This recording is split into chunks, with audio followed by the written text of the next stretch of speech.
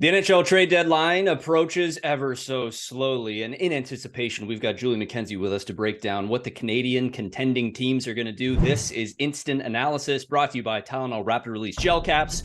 Rapid Release for rapid relief. All right, Julian, we got boots on the ground in Calgary with you. You're on the Flames beat every single day. What are the Calgary Flames going to do in the lead up to the trade deadline? Who are they targeting? What do we think?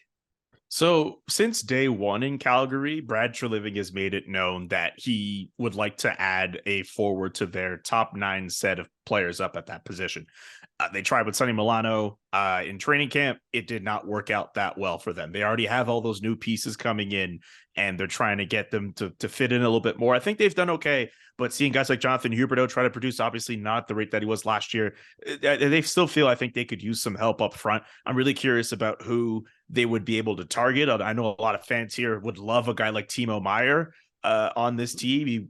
I think considering the fact that he's able to drive the play, he's able to get goals, he's able to play on the power play in a non-salary cap world, you'd be pretty close to a perfect fit for this Calgary Flames team in terms of what they need. But we live in a salary cap world, and Timo Meier has that nasty qualifying offer that could be pretty pricey for a lot of different teams going forward. So I still think the Flames will put themselves in position to get a player like who could play in that top 9. It just depends on the amount of salary cap space. Remember, we're in a world where not a lot of teams have a lot of that heading up to the deadline.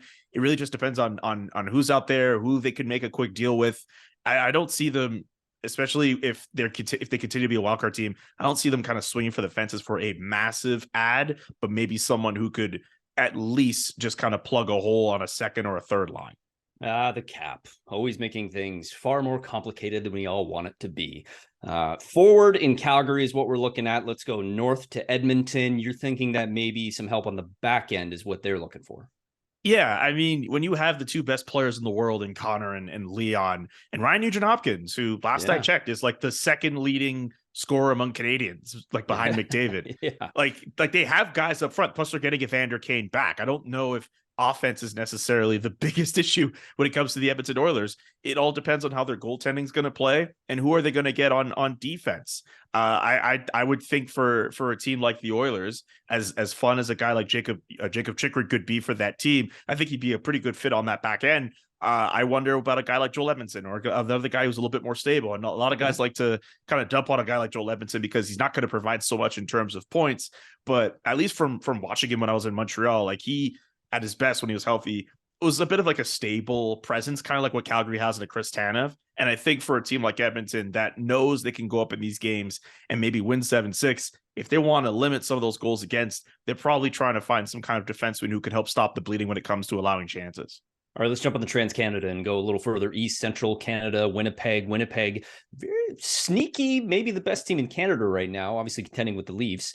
The Jets look like they're poised to make a pretty good run. What do you think that they should do up front is where I think we're looking, right?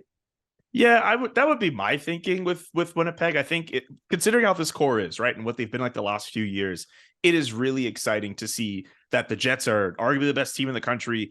And after years and years of having all this talent and Paul Maurice trying to lead them, they actually look like a team that could take advantage of what they have in front of them. So why not add to that forward core? If they're able to be in a position where they can get like a guy like a Bo Horvat, for example, why not swing for those fences and try to make that happen? Even if it's probably more likely he might go to another team in their division, maybe the Colorado Avalanche, for example. But I think if you're able to get a high quality forward who can contribute to the scoring up there, why not do it? I think that would be an ideal situation for the Winnipeg Jets. Speaking of high quality forwards, there is certainly no shortage of them in Toronto with the core 4, of course. Is there another piece up front, though, that the Toronto Maple Leafs should look at adding, Julian?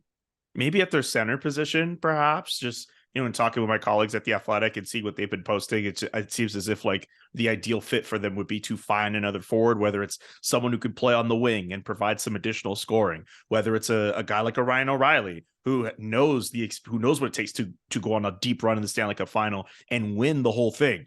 I think for them, if they get a forward who can chip with occasional scoring, and second, we could be a secondary scorer considering the players they have up front, but someone who has that experience, I think that could go a long way for the Toronto Maple Leafs, especially as they still try to get over that hurdle of getting past the first round. Julian, really appreciate this, pal. That's Julian McKenzie of The Athletic, covering the Calgary Flames on a daily basis and just a general beauty on an everyday basis as well. Thanks, man. You are too kind, sir. Peace.